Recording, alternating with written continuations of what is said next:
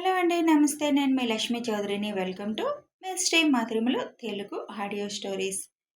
హృదయదాత్రి part 91తో మీ ముందుకు వచ్చేసాను. కథలోకి వెళ్లే ముందు వీడియోకి లైక్స్, హైప్స్ ఇవ్వడం మర్చిపోకండి యార్. దానివల్ల కథ మరింత మందిలోకి రీచ్ అవుతుంది. ఇక ఆలస్యం చేయకుండా కథలోకి వెళ్ళిపోదాం. దేవ్ ఉమా గురించి చెప్పింది విని, మీ ఆలోచన చాలా బాగుంది దేవ్. నిజమే, ఆవిడికి మనం ప్రత్యేకంగా ఏమీ శిక్ష వేసే అవసరం లేదు. ఒక విధంగా చెప్పాలంటే ఆవిడ జీవితానికి ఆవిడే శిక్ష వేసుకుంది. మనం రేపు ఉదయం బయలుదేరుతామా దేవ్? హా దాత్రి, రేపు తెల్లవారుజామున 4 స్టార్ట్ అవుదాం. 9 అయ్యేసరికి వెళ్ళిపోవచ్చు. సరే అయితే పద, లోపలికి వెళ్దాం. వీళ్ళంతా ఏం చేస్తున్నారు లోపల అని అంటుంది భువి. ఏముంది, నాన్నని తలుచుకుంటూ ఆ జ్ఞాపకాలు నెమరు వేసుకుంటూ ఉంటారు. అక్కడుంటే అవన్నీ వింటే నన్ను నేను కంట్రోల్ చేసుకోలేననే ఇక్కడ కూర్చుంది. చీకటి పడిపోయింది, లేదంటే అలా పొలాల వైపు వెళ్ళి వచ్చేవాళ్ళం అని అంటుంది భువి. పొలాలు చూడాలనుందా? మరిందాకటి నుంచి చెప్పాలి కదా. నీకు తెలుసు కదా దేవ్, నాకు గ్రీనరీ అంటే ఇష్టమని. ఇక్కడ వద్దులే. ఇక్కడ ఎటు వెళ్తున్నా నాన్న జ్ఞాపకాలే నాకు గుర్తొస్తాయి. ఇక్కడున్న పొలాలు కూడా అమ్మేయాలని అనిపిస్తుంది. కానీ తాతయ్య ఇష్టం కదా అది. అందుకే నేనేమీ అనలేకపోతున్నాను. అసలు ఇంక ఈ ఊరితో నాకు సంబంధం వద్దు అనుకుంటున్నాను. ఇవాళ వాళ్ళందరూ తప్పు తెలుసుకున్నా వాళ్ళు ఆ రోజు చేసింది నా గుండెల్లో అలాగే ఒక గుర్తుగా మిగిలిపోయింది. చనిపోయాక కూడా ఈ జనం నాన్నని వదల్లేదు దాత్రి. అలాంటప్పుడు ఈ ఊరితో సంబంధం మనకెందుకు? ఎలాగో నాన్న గురించి తెలిసింది వాళ్ళకి. తర్వాత ఎలాగూ మిగతా విషయం అంతా మీడియాలో వస్తుంది. వాళ్ళు తెలుసుకున్నా తెలుసుకోకపోయినా మనకొచ్చే లాభమేమీ లేదు. జరిగిన నష్టము తీరదు. నువ్వు చెప్పేదంతా నిజమే దేవ్, కానీ ఒక్క విషయం మర్చిపోతున్నావు. మావయ్య ఇక్కడే ఉన్నారు. ఆ విషయం ఎలా మర్చిపోతున్నావు? మావయ్య కోసమైనా మనకి ఊరిలో సంబంధం ఉండాలి. ప్రతి సంవత్సరం మావయ్య కోసం మనం ఇక్కడికి రావాలి. ఈ ఊరేం వాళ్ళ సొంతం కాదు కదా దేవ్. వాళ్ళ కోసం మనం ఎందుకు మన ఊరిని వదులుకోవాలి అని అంటుంది భువి. దేవ్ చిన్నగా నవ్వుకుంటూ, సరే మేడం, మీ ఇష్టాన్ని నేనెందుకు కాదంటాను. నువ్వు చెప్పింది కూడా నిజమే. నాన్న ఇక్కడే ఉన్నారు కదా. వాళ్ళ మీద కోపంతో అన్నాను, కానీ ఆ విషయం మైండ్లోకి రాలేదు.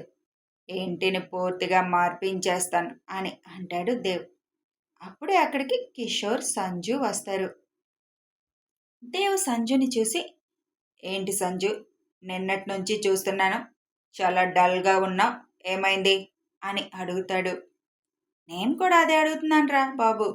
ఎప్పుడు చూడు నన్ను ఏదోటి అంటూ తూనీగలాగా అటు ఇటు తిరుగుతూనే ఉండేది.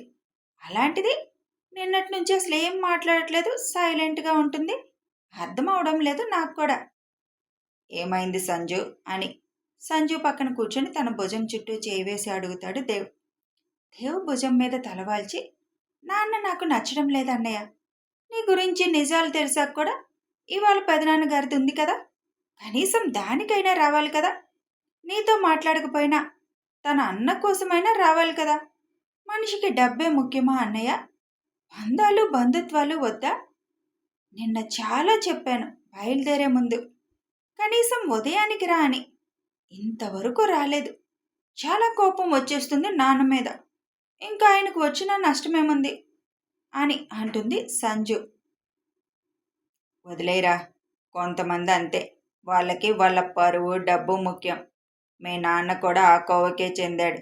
అలాగని నీకేం తక్కువ చేయలేదు కదా. నీకు అన్నీ ది బెస్ట్ ఇచ్చాడు కదా. అలాంటప్పుడు నువ్వు ఆయన్ని తప్పు పట్టడం కరెక్ట్ కాదు. ఇక్కడికి రావడం ఆయనకి ఇష్టం లేదు, వదిలేయండి. ఒకవేళ ఆయన వచ్చినా నేను ఇంత ఫ్రీగా ఉండగలిగేవాడిని కాదు. దానికోసమా నువ్వెంత డల్గా ఉంది అని ఏడుస్తున్న సంజు కళ్ళు తుడుస్తాడు. నేను ఇంకా ఇంటికి వెళ్ళనన్నయ్య. నేను మీతో పాటే ఉంటాను. సొంత వాళ్ళు దూరమైతే ఆ బాధ ఎలా ఉంటుందో ఆయనకు కూడా తెలియాలి కదా. నువ్వు ఉండాలనుకుంటే నిరభ్యంతరంగా నా దగ్గర ఉండొచ్చు. ఆయన బాధపడాలనైతే మాత్రం వద్దు. నా వల్ల మీ ఇద్దరు దూరం అవ్వడం నాకు ఇష్టం లేదు. ఓ అన్నయ్య, ఇలాగే చెప్తావు. ఇంకెందుకురా, ఎవరో ఒకరిని చూసి పెళ్లి చేసుకుంటే నువ్వింకా ఇంట్లో ఉండవు కదా. మీ ఇద్దరి మధ్యలో పిన్ని నలిగిపోతుంది కదా. తనని ఎందుకు బాధ పెడుతున్నారు మీరు? నిన్నటి నుంచి తను కూడా డల్గానే ఉంది. ఒక్కటి గుర్తుపెట్టుకో సంజు, ఇష్టం లేని వాళ్ళని బలవంతంగా తీసుకురావాలని చూడకూడదు. వాళ్ళంతట వాళ్ళు రావాలి కానీ. నువ్వు పిన్ని వచ్చారు, అది చాలు నాకు. రాని వాళ్ళ కోసం నేనెప్పుడు ఎదురు చూడను. ఇంతకీ తమరు సంజయ్కి ఫోన్ చేస్తున్నారా అని అడుగుతాడు దేవ్. సంజయ్ పేరు ఎత్తగానే సిగ్గుగా తల వంచుకుంటుంది సంజు. ఏంటి సంగతి మేడం, సిగ్గుపడుతున్నారు? అంత దూరం వచ్చిందా వ్యవహారం అని అడుగుతుంది భువి. నాకు కొద్దిగా అర్థమయ్యేలా చెప్పండి. సంజయ్ ఏంటి, తను సిగ్గుపడ్డం ఏంటి అని అడుగుతాడు కిషోర్. ఫ్యాషన్ డిజైనర్ సంజయ్ ఈ సంజు మేడంని ఇష్టపడుతున్నాడు. వీళ్ళ నాన్న అతనితో పెళ్లి ఫిక్స్ చేశారు అని చెబుతాడు దేవ్. ఏంటి, కొండముచ్చు, నాకు కనీసం చెప్పను కూడా చెప్పలేదు అని అంటాడు కిషోర్. నీలాంటి చింపాంజీ మొహానికి అప్పుడే ఎందుకులే అని చెప్పలేదు. అయినా ఇంకా నాకే క్లారిటీ రాలేదు, ఇంకా నీకేం చెప్తాను? క్లారిటీ రాకుండానే సిగ్గుపడుతున్నారా సంజు గారు అని దీర్ఘం తీస్తూ అడుగుతుంది భువి. వదినా, నువ్వు కూడానా అంటుండగానే సంజు ఫోన్ మోగుతుంది. డిస్ప్లేలో మైన్ అని సంజయ్ నెంబర్ ప్లే అవుతూ ఫోటో వస్తుంది. ఆ ఫోన్ లాక్కొని, అబ్బా మైన్ అంట, ఇంకా క్లారిటీ లేదంట, మా చెవిలో పూలు పెడుతున్నావుగా బాగా అని ఆ ఫోన్ సంజుకి అందకుండా అటు ఇటు పరుగు పెడుతుంది భువి. వదినా ప్లీజ్ ఇవ్వదినా అని భువి వెనక సంజు పరుగు పెడుతుంది. ఇచ్చే దాత్రి, ఫోన్ ఎత్తకపోతే అక్కడ సార్ కంగారు పడిపోతారు అని అంటాడు దేవ్. మీ చెల్లిని క్లారిటీగా చెప్పమనండి, ఇచ్చేస్తాను. అది అలా అడుగు భువి. ఏదో ఇష్టం లేనట్టు బిల్డప్ ఇస్తుంది. ఫోన్లోనేమో మైన్ అని పెట్టుకుంది. చెప్పే వరకు ఇవ్వకు అని అంటాడు కిషోర్. ఏయ్ చింపాంజీ, నువ్వు కాసేపు నోరు మూసుకో అని కిషోర్ని అంటూ, వదినా ఫోన్ మాట్లాడాక చెప్తాను నీకు ప్లీజింగ్గా అడుగుతుంది సందు. అవసరం తీరాక మీరేం చెప్పరు. ముందు చెప్పు, నీకు సంజయ్ అంటే ఇష్టమేనా లేదా? ఒకటే సమాధానం కావాలి మాకు. ఇక తప్పక నాకు సంజయ్ అంటే ఇష్టమే, ఫోన్ ఇవ్వదునా అని అడుగుతుంది సంజు. అప్పటికే దేవ్ అక్కడికి వచ్చి భువి చేతిలో ఫోన్ తీసుకుని సంజుకిచ్చి, నువ్వు వెళ్ళరా అంటాడు. ఏంటి దేవ్, నేనేదో ఆడుకుంటుంటే చెల్లెల మీద అంత ప్రేమ కారిపోతుంది మీకు అని అలకగా అంటుంది భువి. మీరిద్దరు ఇక్కడ బాగానే ఆడుకుంటున్నారు. అక్కడ వాడు ఫోన్ మీద ఫోన్ చేస్తున్నాడు. ఎత్తేదాకా అప్పుడు ఇంకోసారి చేసి సంజు ఎత్తపోతే వాళ్ళ నాన్నకి చేస్తాడు. అవసరమా అంటాడు దేవ్. మీరెప్పుడు అంతే, పోండి, నేను మీతో మాట్లాడను అని అక్కడి నుంచి లోపలికి వెళ్ళిపోతుంది భువి. దేవ్ భువిని చూసి నవ్వుకుంటూ, మనం వైజాగ్ వెళ్ళాక మొదట చేయాల్సిన పని ఒకటి ఉంది అని కిషోర్తో చెబుతాడు. ఏం పని దేవ్ అని అడుగుతాడు కిషోర్. ఆ మోహన్కి హెల్ప్ చేస్తున్న ఆ వినోద్ గాడికి చెక్ పెట్టాలి. వాడు అసలే మినిస్టర్ కొడుకు కదరా, వాడిని గెలవడం అవసరమా? మినిస్టర్ కొడుకైతే వాడు తప్పు చేస్తుంటే వదిలేయాలా? మన జోలికి రాలేదు కదా వాడు. వాడు మోహన్కి హెల్ప్ చేయకూడదు. ఫైనాన్షియల్గా మోహన్కి వాడు హెల్ప్ చేస్తే మనం అనుకున్నది లేట్ అయిపోతుంది. మోహన్కి అన్ని వైపుల నుంచి లాక్ చేసేయాలి. ఎవడు వాడికి హెల్ప్ చేయడానికి ముందుకు రాకూడదు. అయినా వినోద్ గాడు ఏం ఊరకనే హెల్ప్ చేయట్లేదు మోహన్కి. చెత్తనో వదిలే, మనం బూతులు మాట్లాడకూడదు. కూతుర్ని కూడా ఒక విధంగా బేరానికి పెట్టాడురా.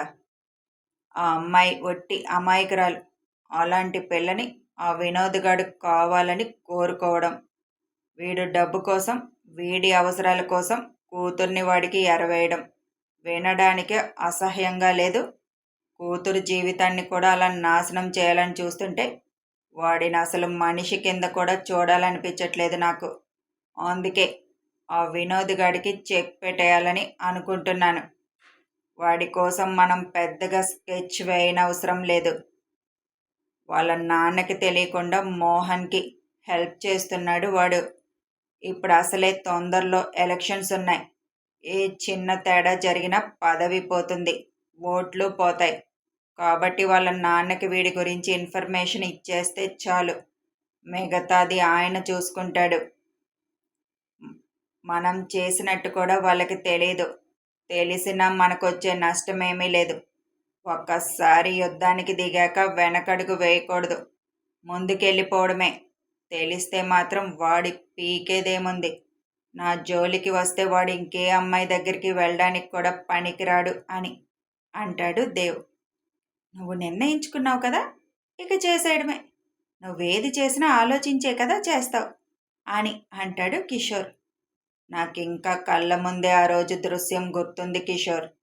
కోర్టులో నాన్న కేవలం నా కోసం ఎక్కడ నా భవిష్యత్తు నాశనం అయిపోతుందో అని తన తప్పు లేకపోయినా చేతులెత్తి వాళ్ళిద్దరికీ దండం పెట్టి కేసు వాపస్ తీసుకోమని వేడుకున్నారా. ఈ కళ్ళతో, ఇదే కళ్ళతో ఆ రోజు ఆ వయసుకి చూస్తూ నిలబడిపోయాను. అప్పుడు కూడా నా చేతికి రాయి గనక దొరికి ఉంటే వాళ్ళ బుర్రలు పగలగొట్టేసేవాడిని.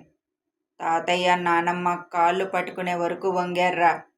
ఎలా మర్చిపోతానవన్నీ. నేను వాళ్ళిద్దరినీ రోడ్డు మీదకి ఈడ్చాల్సిందే. నలుగురు చెప్పులతో వాళ్ళని తన్నాల్సిందే.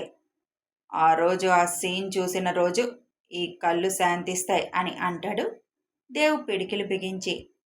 తప్పకుండా జరుగుతుందిరా. నువ్వు అనుకున్నాక అది జరగకుండా ఉంటుందా? పద లోపలికి వెళ్దాం. ఇంకా అదే ఆలోచిస్తూ ఉంటావు అని అంటాడు కిషోర్.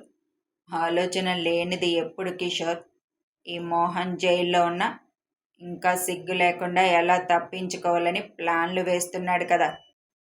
అసలు వాడికి సిగ్గు అనేది లేదు కదరా అని అంటాడు కిషోర్. ఎందుకుంటుంది సిగ్గు? అది ఉంటే ఇలా ఎందుకు ఉంటాడు? అసలు వాళ్ళు ఏం సాధించారు ఇద్దరు కలిసి? ఆ దట్ లేడీకి ఇప్పుడు ఎవ్వరూ లేరు. అందరూ ఉన్న రేపొద్దున అనాథ శవంలాగా వెళ్లాల్సిందే. మున్సిపాలిటీ వాళ్ళు తీసుకెళ్లాల్సిందే.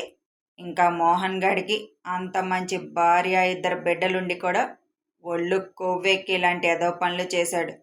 దట్ లేడీకైతే డబ్బు పీచి, అందుకు చేసిందనుకోవచ్చు. వాడికి డబ్బుంది, తండ్రి సంపాదించిన ఆస్తి ఉంది, ఒక పరువు ఏడ్చింది. అంతగా మదమెక్కిపోయి కామంతో నిండిపోతే దానికి బయట డబ్బులు ఇస్తే వచ్చేవాళ్ళు చాలామంది ఉన్నారుగా. అలాంటి చోటికి పోయి సావచ్చు కదా. పెళ్ళైన ఆడవాళ్ళతో ఏంట్రా వరస్ట్ ఫెలో. తలుచుకుంటే వాళ్ళిద్దరిని నడి రోడ్డు మీద పెట్టి కత్తులతో పొడిచి పొడిచి చంపాలన్నంత కసిగా ఉంది నాకు. కానీ నా తండ్రి నన్ను ఒక ఉన్నత స్థానంలో చూడాలనుకున్నాడు. అందుకే నా ఆవేశాన్ని అంతా అణుచుకొని ఇప్పటిదాకా వాళ్ళని బతకనిచ్చాను అని అంటాడు దేవ్. కూల్ కూల్, ఇప్పుడు ఇంక నువ్వు అనుకున్నది జరుగుతుంది కదా అంటాడు కిషోర్. అప్పుడే దేవ్ గారు, మిమ్మల్ని అమ్మమ్మ గారు పిలుస్తున్నారు అని చెప్పి భువి వెళ్ళబోతుంటే దేవ్ తను చేయి పట్టి ఆపేసి, నువ్వెళ్ళు కిషోర్, మా మేడం ఏంటో అలిగింది, తన సంగతి చూసుకొని వస్తాను అని అంటాడు దేవ్.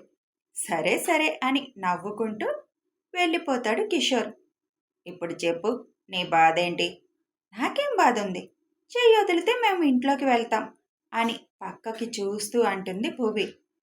చేయి వదిలినట్టే వదిలి నడుం చుట్టూ చేయి వేసి దగ్గరికి లాక్కొని, ఏంటి నీ గోల? అసలు వాళ్ళ ఫోన్ వాళ్ళకి ఇవ్వడానికి కూడా అని అంటాడు. నేనేదో కాసేపు తనతో సరదాగా ఆడుకుంటుంటే మీరెందుకు మధ్యలోకి వచ్చారు? నేను ఇస్తాను కదా ఫోన్. నేను మరీ అంత రాక్షసినా అని అడుగుతుంది భువి. నేను అన్నానా నువ్వు రాక్షసి అని? మరేదో పెద్ద నేను తనకి ఫోన్ ఇవ్వకుండా సాధిస్తున్నట్లు నా చేతిలోది లాక్కొని ఎందుకు ఇచ్చారు?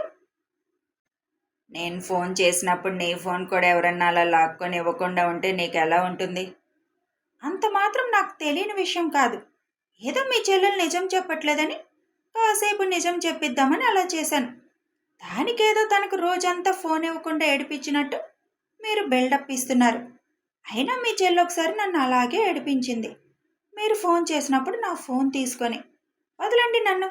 మీతో చెప్పినా వేస్ట్. నేను లోపలికి వెళ్ళాలి. పెద్దవాళ్ళిద్దరూ వంట చేస్తున్నారు అని అంటుంది భువి. వాళ్ళు 100 మందికైనా వండి పెట్టగలరు. వాళ్ళల్లో ఆ శక్తి ఉంది.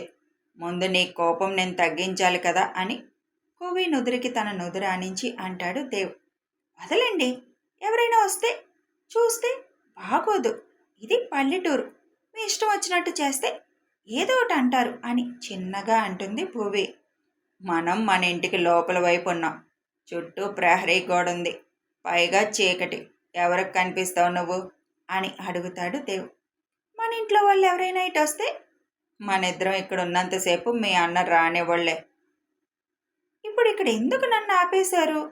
ఇందాక నాతో కటీఫ్ అంటూ వెళ్ళావుగా, ప్యాచప్ చేసుకుందామని అని భువి చెవి దగ్గర చిన్నగా అంటాడు.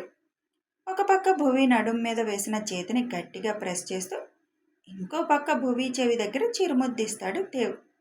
దేవ్ చేసిన పనికి చిగురుటాకులా వణుకుతూ, దేవ్ ప్లీజ్ వదలరా అని రిక్వెస్ట్గా అడుగుతుంది. కథ కొనసాగుతుంది. దొరికిపోయింది భువి పాప దేవబాబుకి, వదులుతాడా? ఇక వీడియో నచ్చితే ఒక లైక్ చేయండి, షేర్ చేయండి, కామెంట్స్ రూపంలో మీ అభిప్రాయం తెలియజేయండి, సబ్స్క్రైబ్ చేసుకొని ఛానల్ సపోర్ట్ చేయండి. Thanks for watching and listening.